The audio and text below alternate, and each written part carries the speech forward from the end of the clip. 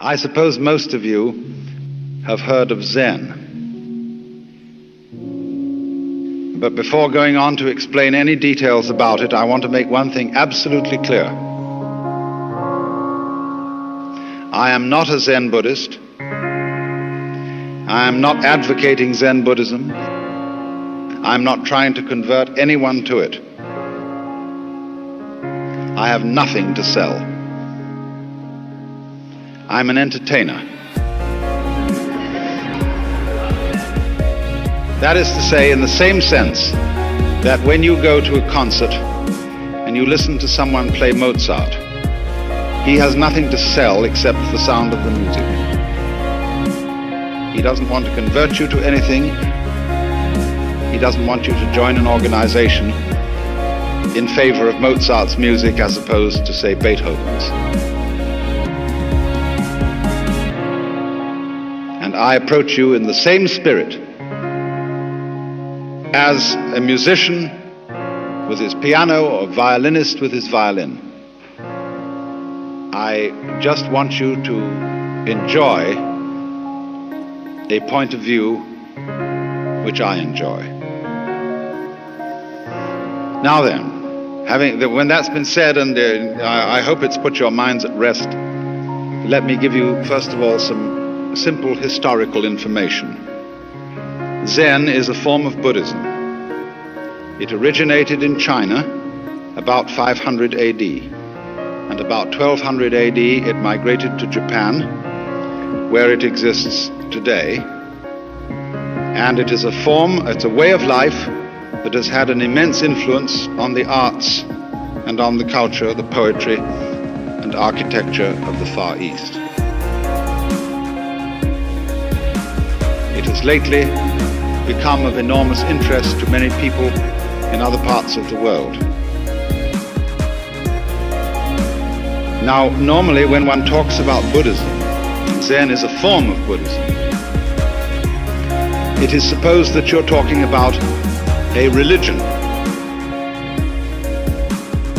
And people are apt to classify themselves as Buddhists, as they might say, I am a Catholic, or a Methodist, or a Baptist, or an Episcopalian, or a Jew.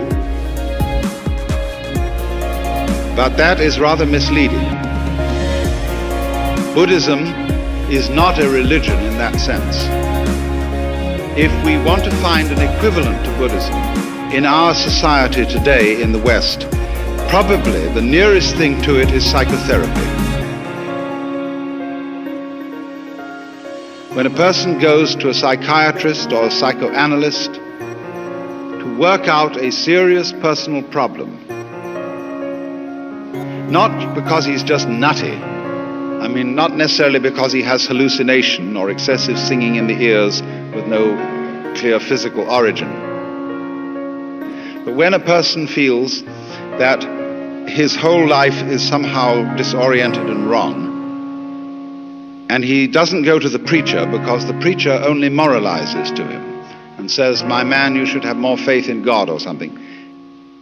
So he goes instead to a doctor because in our day, a man with the tag of science on him has more prestige than a man who has the tag of religion. And so when a psychiatrist goes to work on you, his objective is more or less to change your state of consciousness.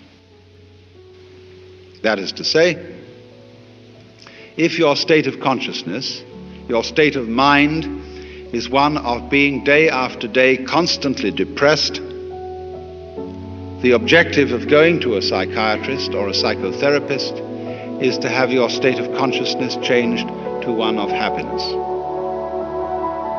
Now, in a somewhat similar way, the objective of Buddhism in all its forms is to bring about a fundamental change in a human being's everyday state of consciousness. If I make it yet more specific, it's to bring about a change in your sense of personal identity. That is to say, in your sensation of who and what you are.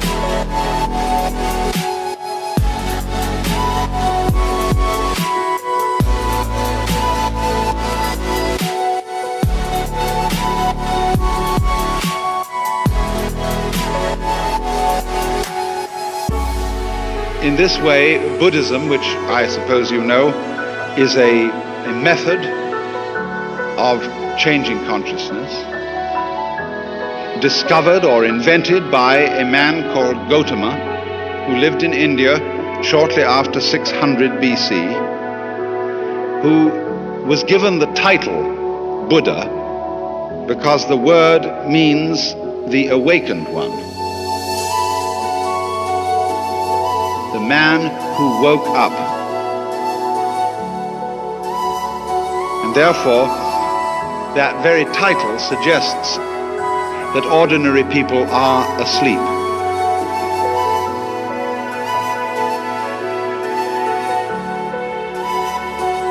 I remember a very wise man who used to give lectures like this. And when he came in, he used to be silent. And he'd look at the audience, and he'd gaze at everybody in the audience particularly for a long time, and everybody would begin feeling vaguely embarrassed. And when he'd gazed at them for a long time, he'd say, "Wake up! You're all asleep. And if you don't wake up, I won't give any lecture."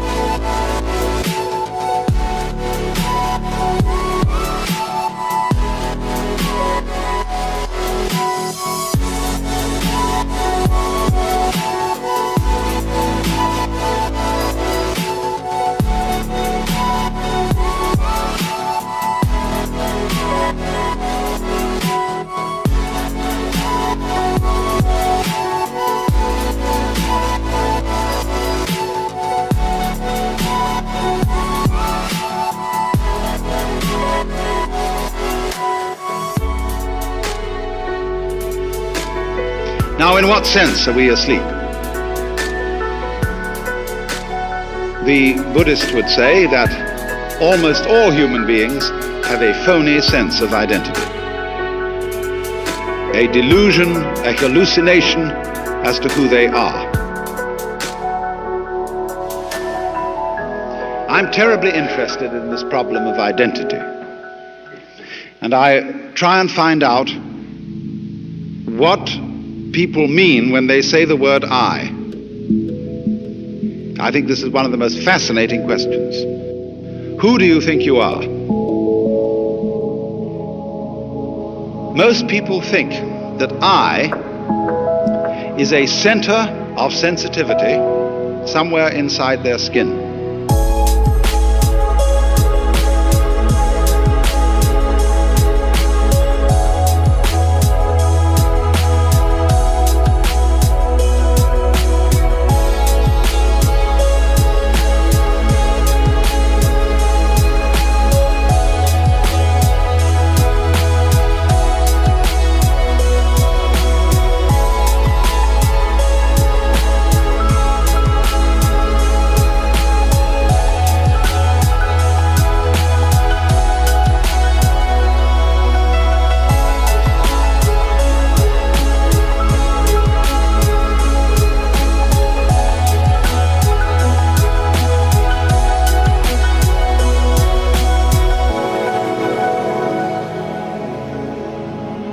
And the majority of people feel that it's in their heads.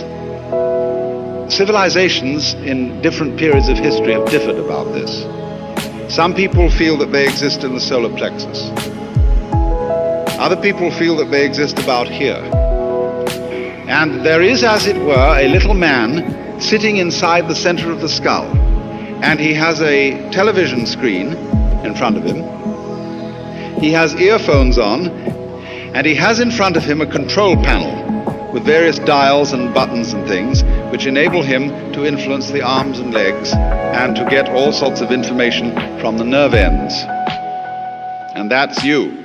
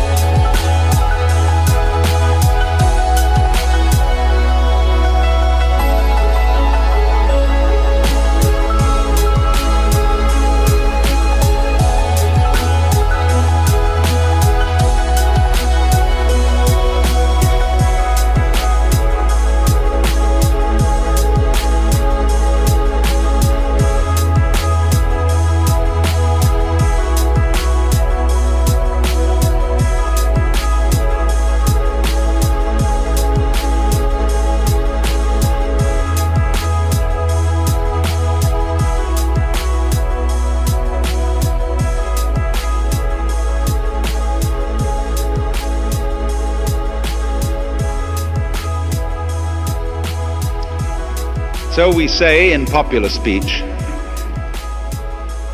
I have a body. Not I am a body, but I have one, because I am the owner of the body in the same way as I own an automobile. And I can take the automobile to the mechanic, and occasionally in the same way I have to take my body to the mechanic, the surgeon, the dentist, the doctor, and have it repaired. But it belongs to me, it goes along with me, I'm in it. A child, for example, can ask mother, Mom, who would I have been if my father had been someone else?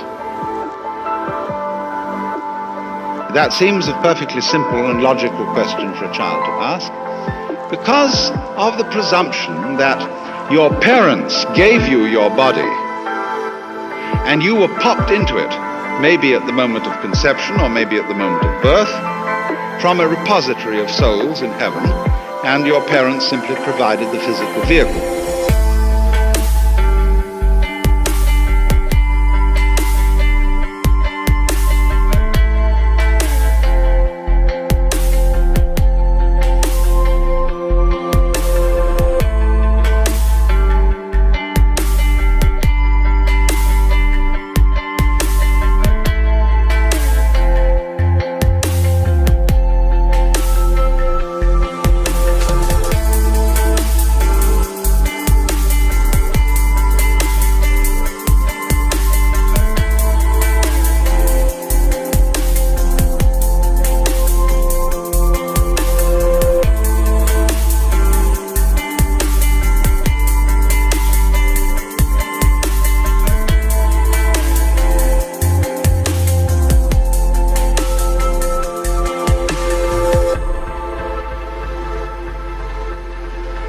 So that age-long idea that is indigenous, especially to the Western world, is that I am something inside a body, and I am not quite sure whether I am or am not my body. Some doubt about it. I say, I think, I walk, I talk. But I don't say, I beat my heart. I don't say, I shape my bones. I don't say, I grow my hair. I feel that my heart beating, my hair growing, my bone shaping is something that happens to me. And I don't know how it's done. But other things I do.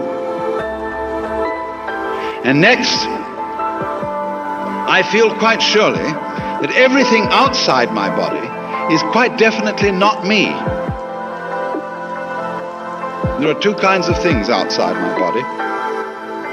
Number one is other people.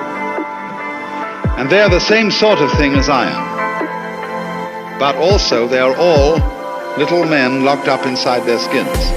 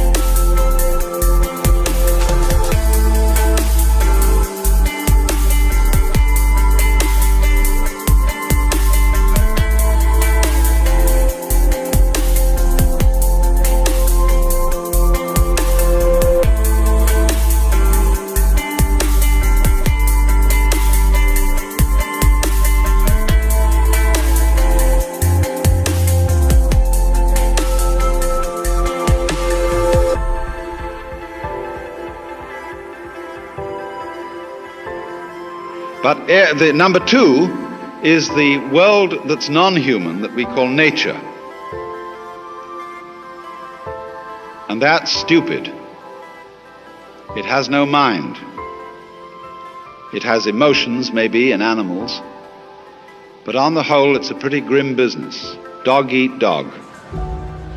And when it gets to the geological level, it's as dumb can be. It's a mechanism. And there's an awful lot of it. And that's what we live in the middle of. And the purpose of being human is, we feel, to subjugate nature, to make it obey our will. And we arrived here, we don't feel that we belong in this world. It's foreign to us. In the words of the poet Hausmann, I, a stranger and afraid, in a world I never made.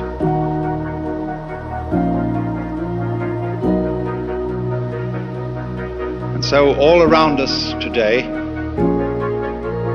we see the signs of man's battle with nature.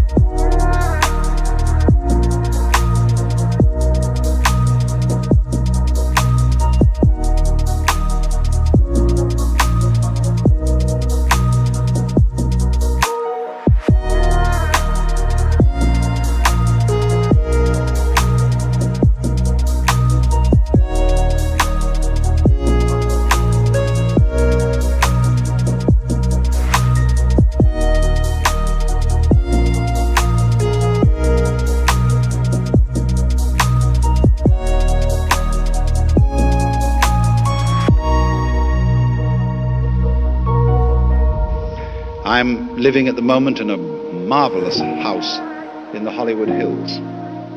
And we are overlooking a lake. And on the other side of the lake, the whole hill has suddenly been interrupted with a ghastly gash where they have made level lots for building tract homes of the kind you would build on a flat plain. This is called the conquest of nature.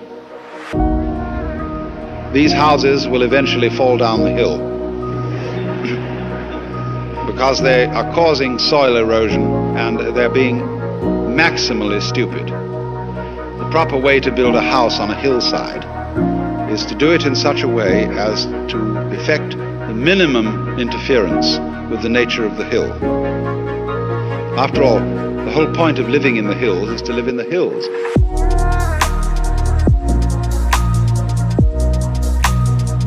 There's no point in converting the hills into something flat and then going and living there. You can do that already on the ground. So the more people live in the hills, the more they spoil the hills, and they're just the same as people living on the flat ground. I mean, how stupid can you get?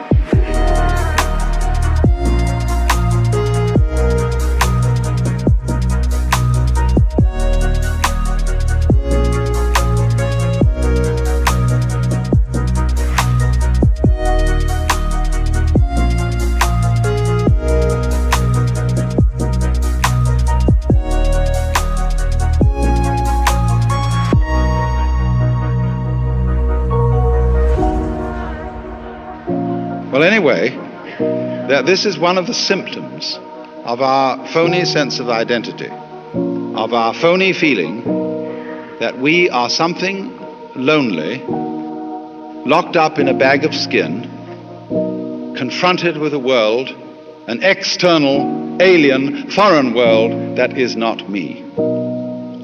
Now, according to certain of these great ancient philosophies like Buddhism, this sensation of being a separate, lonely individual is a hallucination. It's a hallucination brought about by various causes, the way we're brought up. I remember as a child, and you probably have very similar memories to mine, that all our parents were desperately interested in identifying us. Don't you remember that sometimes you went out and played with other children, and there was someone in the group of other children you admired and looked up to, and you came home imitating the mannerisms of that other child? And your mother said to you, Johnny, that's not you, that's Peter. And you felt a little bit ashamed, because somehow you had let her down. She wanted you to be you, her child, and not Mrs. Jones's child, Peter.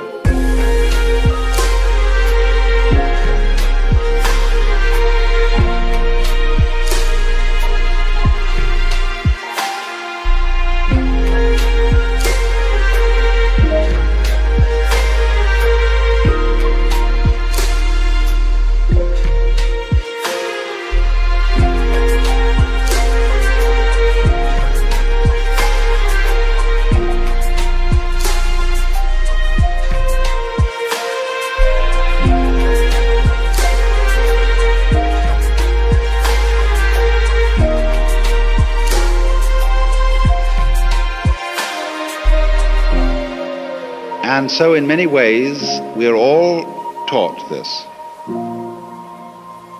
For example, the main thing that we're all taught in childhood is that you must do that which will only be appreciated if you do it voluntarily.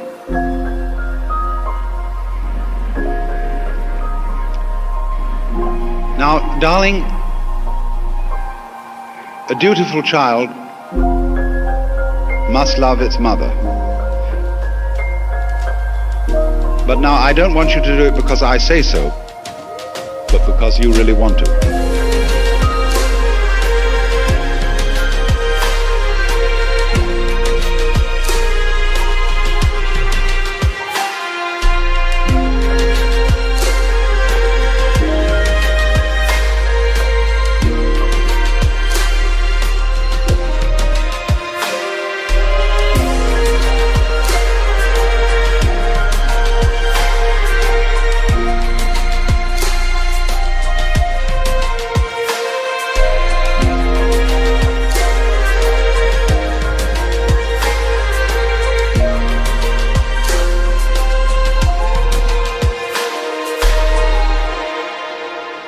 Or you must be free.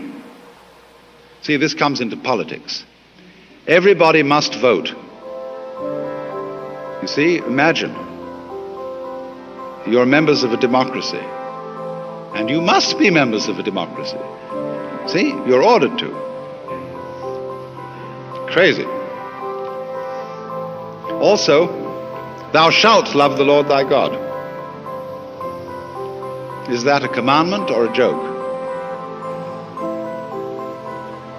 You know, if you suggest that the Lord is joking, most people in our culture are offended because they have a very moronic conception of God as a person totally devoid of humor.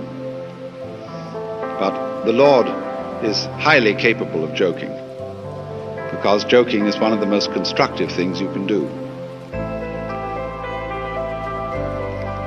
So, when you are told who you are, and that you must be free, furthermore that you must survive and must go on living, and that becomes a kind of compulsion, you get mixed up. It's very simple. Of course you get mixed up. If you think you must do something, which will only be the thing required of you if you do it freely. These are the sort of influences, then, that cause human beings all over the world to feel isolated, to feel that they are centers of awareness locked up in bags of skin.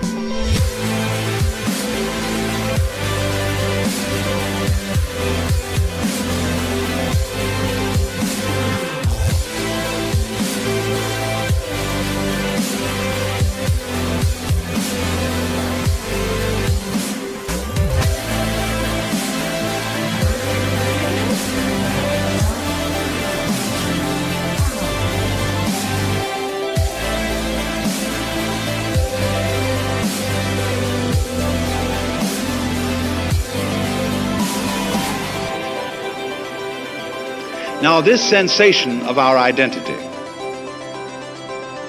can be shown and demonstrated to be false by some of the disciplines of our own science. When we describe a human being or any other living organism from a scientific point of view, all that means is that we're describing it carefully. We are going to describe very carefully what a human being is and what a human being does. All right. And we find that as we go on with that description, we can't describe the human being without describing the environment.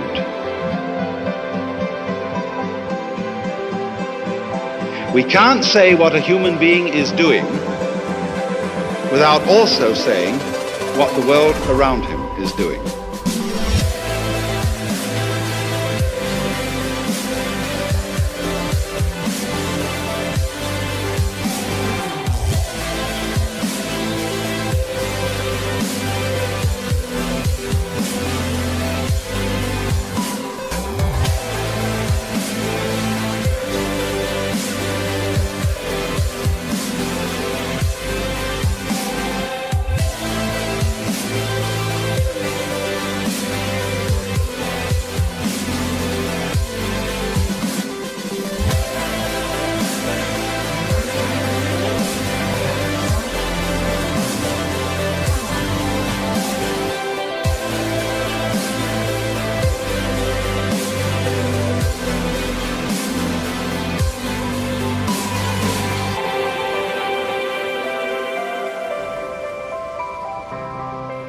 Just imagine for a moment that you couldn't see anything up here except me. You couldn't see the curtains behind me. You couldn't see the stage. You couldn't see the microphone. You could only see me. That was all you could see. What would you be looking at? You wouldn't see me at all, because you wouldn't see my edges. And my edges are rather important for seeing me.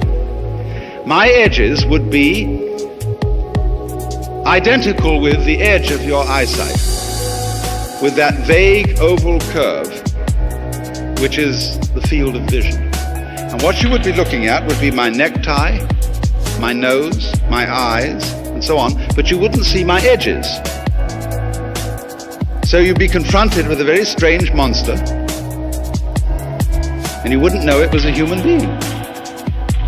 Because to see me, you need to see my background. And therein lies a clue of which we are mostly ignorant.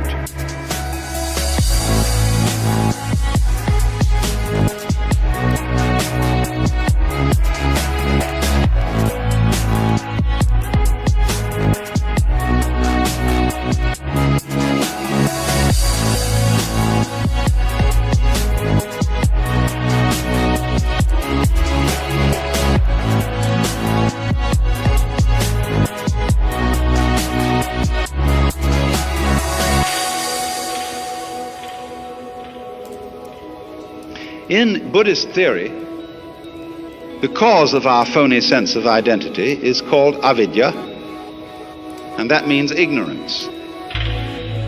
Although it's better to pronounce it ignorance.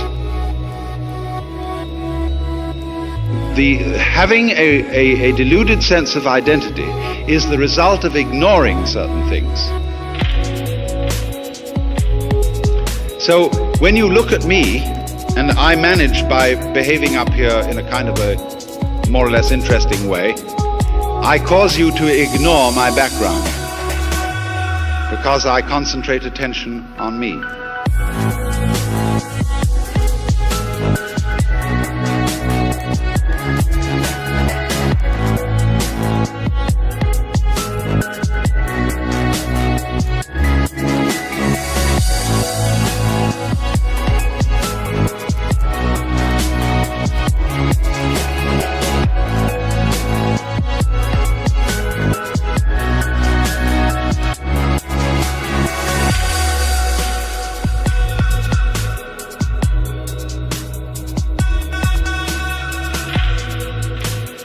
Just like a conjurer, a stage magician, in order to perform his tricks, misdirects your attention. He talks to you about something he's doing here, and he talks to you about his fingers and how empty they are, and he can pull something out of his pocket in plain sight and you don't notice it. And so a magic happens. That's ignorance. Selective attention. Focusing your consciousness on one thing to the exclusion of many other things. So in this way, we concentrate on the things, the figures, and we don't concentrate on the background. And so we come to think that the figure exists independently of the background.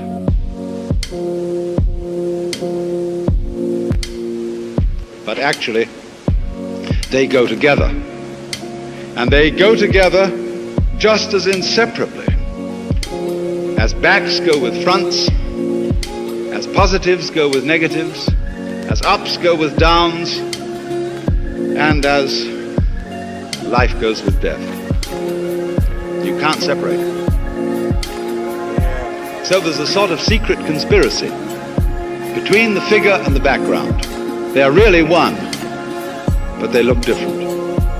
They need each other, just as male needs female, and vice versa. But we are ordinarily completely unaware of this.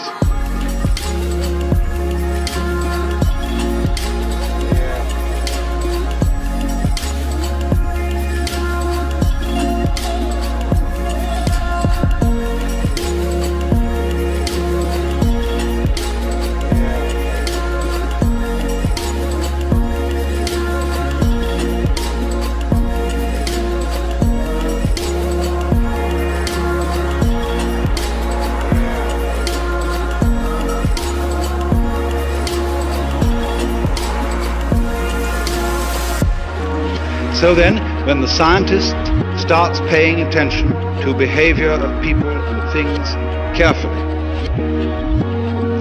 he discovers that they go together.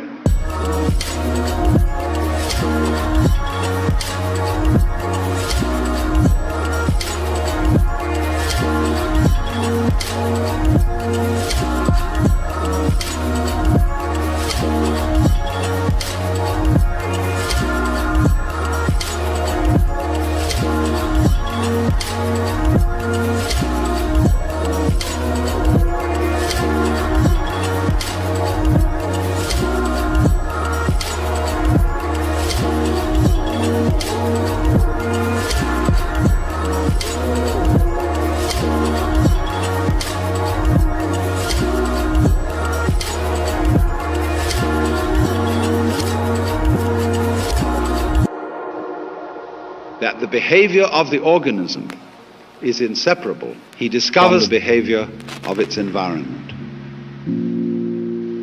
So you see, if I'm to describe what I am doing, what am I doing?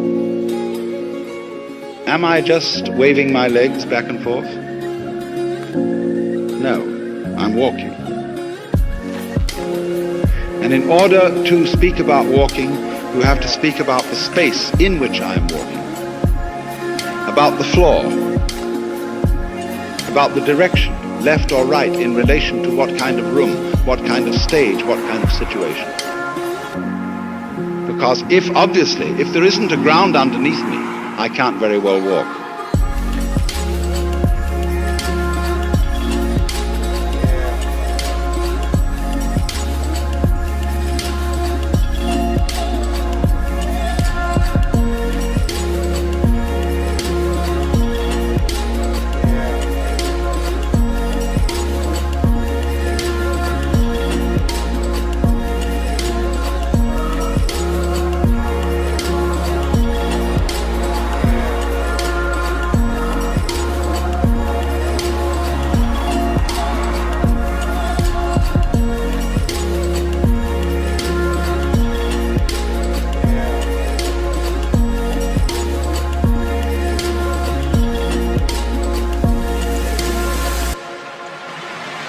So the description of what I am doing involves the description of the world.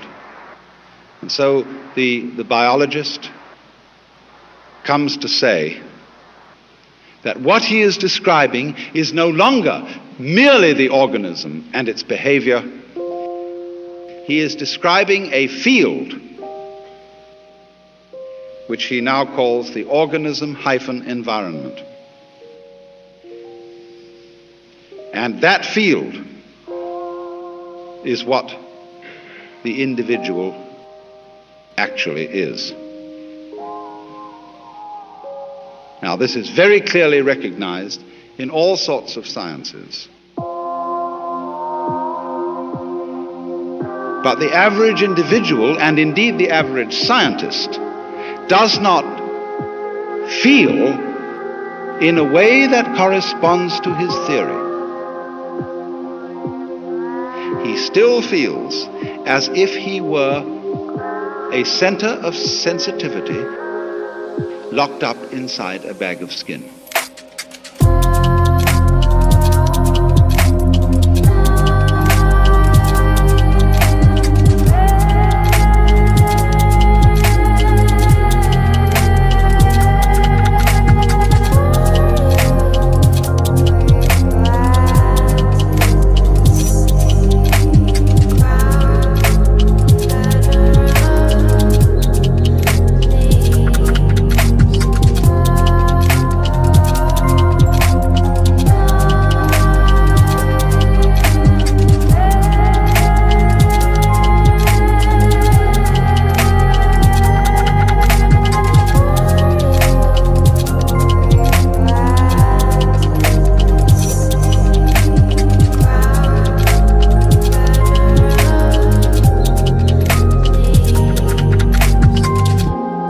The object of Buddhist discipline, or methods of psychological training, is, as it were, to turn that feeling inside out, to bring about a state of affairs in which the individual feels himself to be everything that there is, the whole cosmos.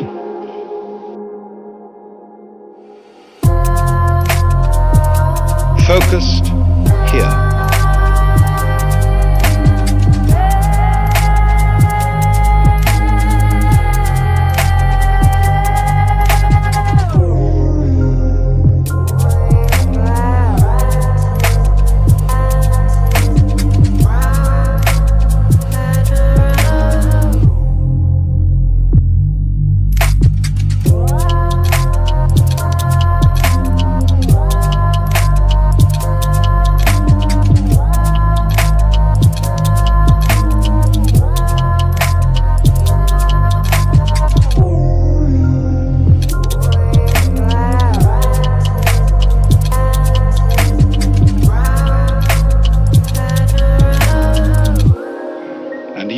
as the whole cosmos expressing itself there and there and there and there and there and so on.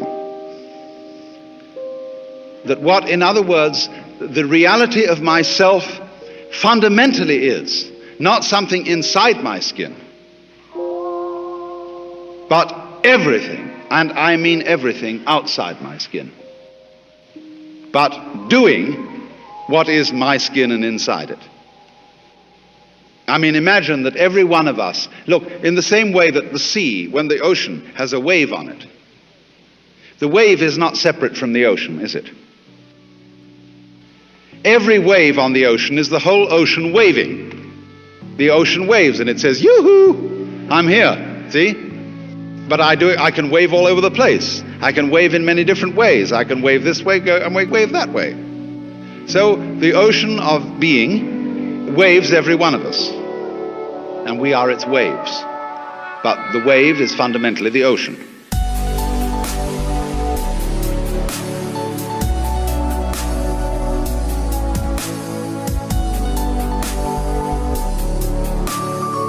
Now, in that way, your sense of identity would be turned inside out.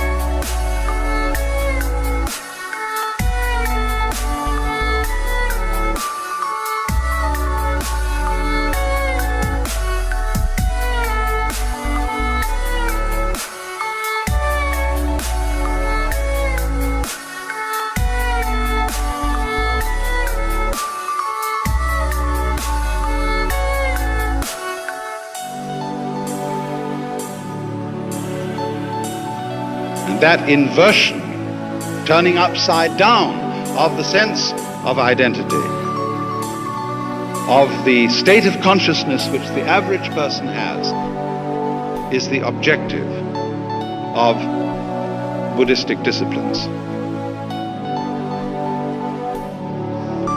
The method of teaching something in Buddhism is rather different from methods of teaching which we use in the Western world.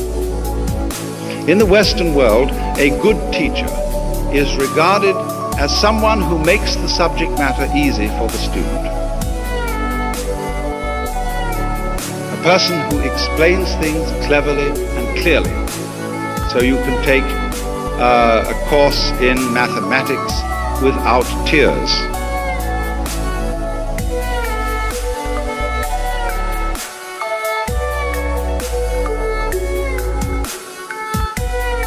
In the Oriental world, they have an almost exactly opposite conception, and that is that a good teacher is a person who makes you find out something for yourself. In other words, learn to swim by throwing the baby into the water. There's a story used in Zen about how a burglar taught his child to burgle. He took him one night on a burgling expedition and locked him up in a chest in the house that he was burgling and left him. And the poor little boy was all alone, locked up in the chest. And he began to think, how on earth am I going to get out? So he suddenly called out, "Fire! Fire!"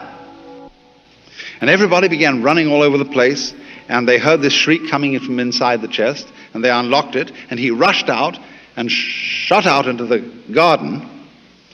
And just then everybody was in hot pursuit, calling out, "Thief, thief!"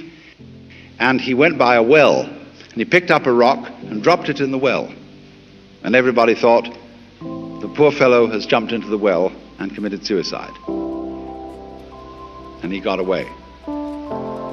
He got home, and his father said, "Congratulations, you have learned the art."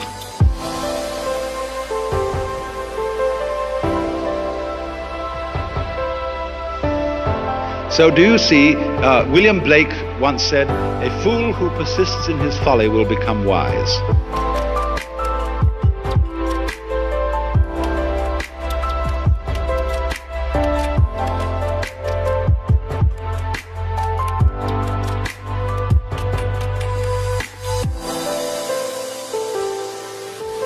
And so the method of teaching used by these great Eastern teachers is to make fools persist in their folly, but very rigorously and very consistently and very hard.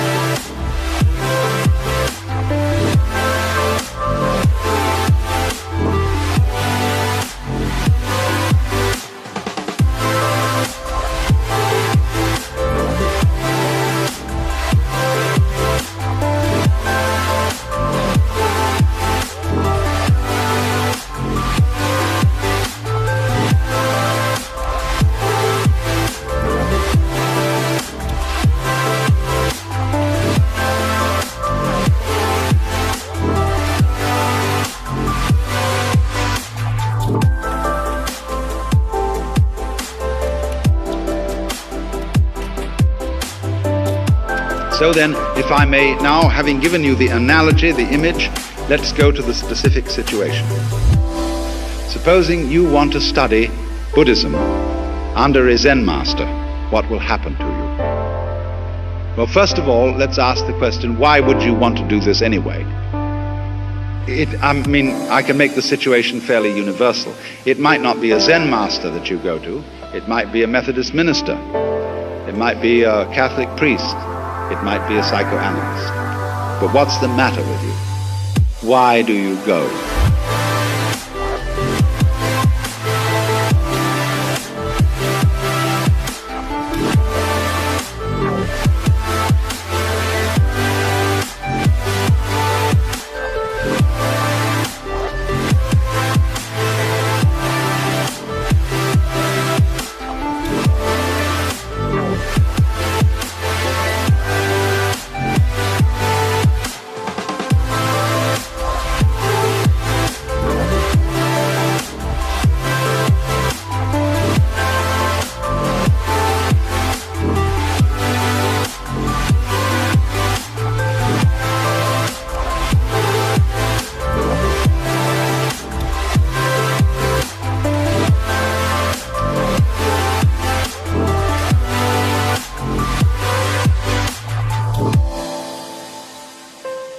And surely the reason that we all would be seekers is that we feel some disquiet about ourselves. Many of us want to get rid of ourselves. We can't stand ourselves. And so we watch television and go to the movies and read mystery stories and join churches in order to forget ourselves, in order to merge with something greater than ourselves. We want to get away from this ridiculous thing locked up in a bag of skin. So I have a problem. I hurt. I suffer. I'm neurotic, or whatever it is. And one goes to the teacher and say, my problem's me. Change me. Now, if you go to a Zen teacher, he'll say, well, I have nothing to teach. There is no problem. Everything's perfectly clear. And you think that one over. And you say, he's probably being cagey. He's testing me out to see if I really want to be his student. So I know, according to everybody else who's been through this, that in order to get this man to take me on, I must persist. Do you know our saying, anybody who goes to a psychiatrist ought to have his head examined? There's a double take in that saying, you see. So in the same way, anybody who goes with a spiritual problem to a Zen master defines himself as a nut. And the teacher does everything possible to make him as nutty as possible. But the teacher says, quite honestly, I haven't anything to tell you. I don't teach anything. I have no doctrine. As I said to you in the beginning of this talk, I have nothing whatsoever to sell you. So the student thinks, my, this is very deep, because this nothing that he's talking about, this nothing that he teaches, is what they call in Buddhism shunyata. Now, shunyata is the Sanskrit for nothingness, and it's supposed to be the ultimate reality. But as you know, if you know anything about these doctrines, this doesn't mean real nothingness, not kind of just nothing there at all, not just blank, but it means no thingness. It's the transcendental reality behind all separate and individual things, and that's something very deep and profound. So he knows that when the teacher said, I have nothing to teach, he meant this very esoteric no thing. Well, he might also say, then, if you have nothing to teach, what are all these students doing around here? And the teacher says, they are not doing anything. They're just a lot of stupid people who live here. And he knows, again, you see, the stupid doesn't mean just straight stupid, but the higher stupidity of being people who are humble and don't have intellectual pride. So, finally, the student, having gone out of his way to define himself as a damn fool in need of help, he's absolutely worked himself into this situation. He's defined himself as a nut. And then the teacher accepts him. And the teacher says, now, I'm going to ask you a question.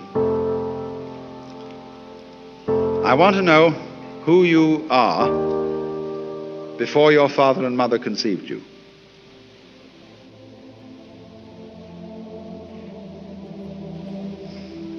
That is to say, you've come to me with a problem, and you've said, I have a problem. I want to get one up on this universe. Now, who is it that wants to get one up? I mean, who are you? Who is this thing called your ego, your soul, your I, your identity, for whom your parents provided a body? Show me that. And he says further, I'm from Missouri, and I don't want any words, I want to be shown. So the student may open his mouth to make an answer, but the teacher says, not yet. You're not ready.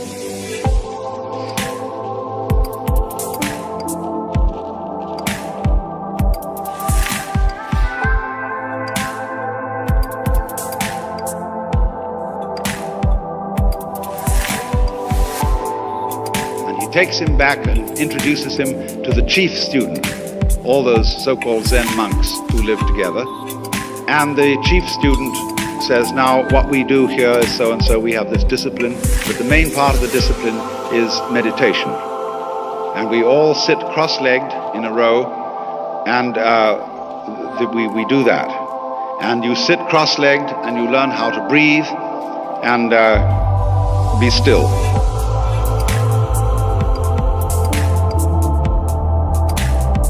In other words, to do nothing.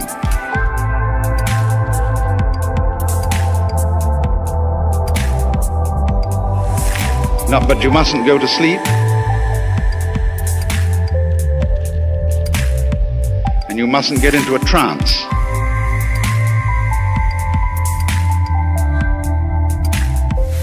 You have to stay wide awake,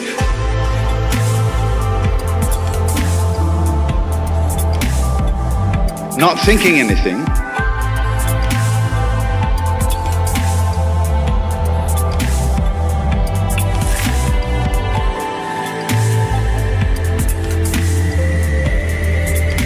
but perfectly doing nothing.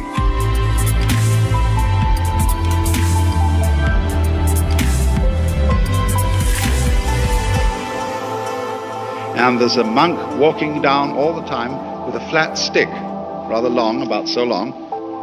And if you go to sleep, or if you get into a trance, or if you get dreamy, he hits you on the back, so that you'll stay quite clear and wide awake, but still doing nothing. And the idea is that out of this state of profoundly doing nothing, you will be able to tell the teacher who you really are. In other words, the question, who are you before your father and mother conceived you, is a request for an act of perfect sincerity and spontaneity. As if I were to say to you, look, will you be absolutely genuine with me? No deception, please. I want you to do something that expresses you without the slightest deception.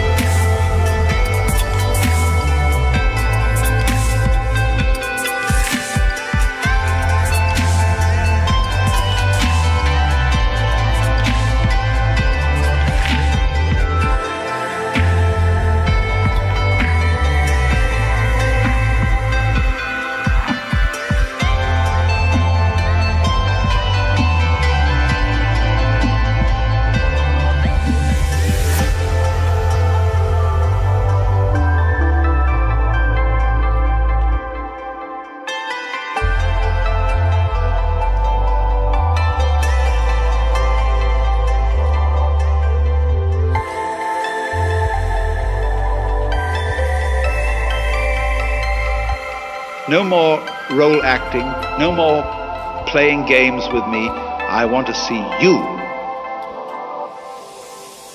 Now imagine. Could you really be that honest with somebody else? Especially a spiritual teacher.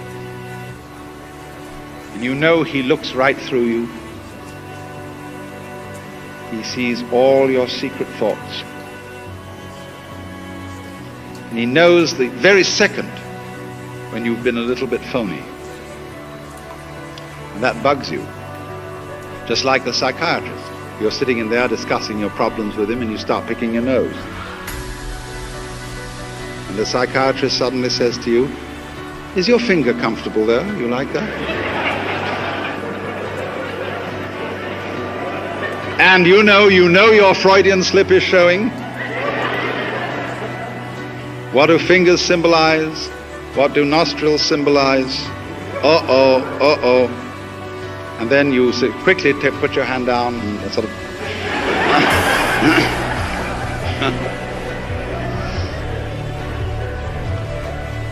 and you say, "Oh no, it's nothing, I was just picking my nose." And the analyst says, "Oh really? Then why are you justifying it? Why are you trying to explain it away?" He has you every way you turn, you see? And it's Zen, it's the same thing.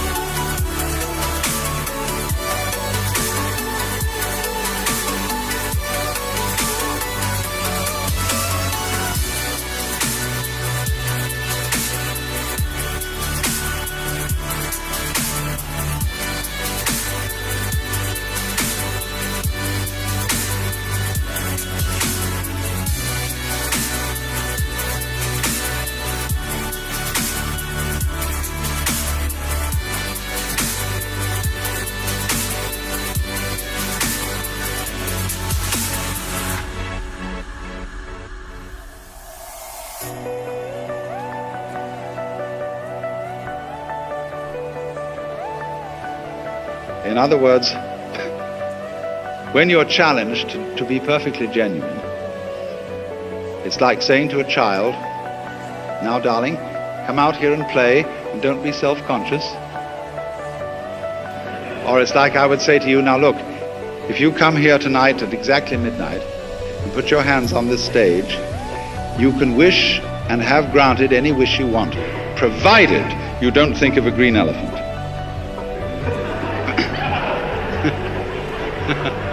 And so everybody will come, they'll put their hands here, and they will be very careful not to think about a green elephant.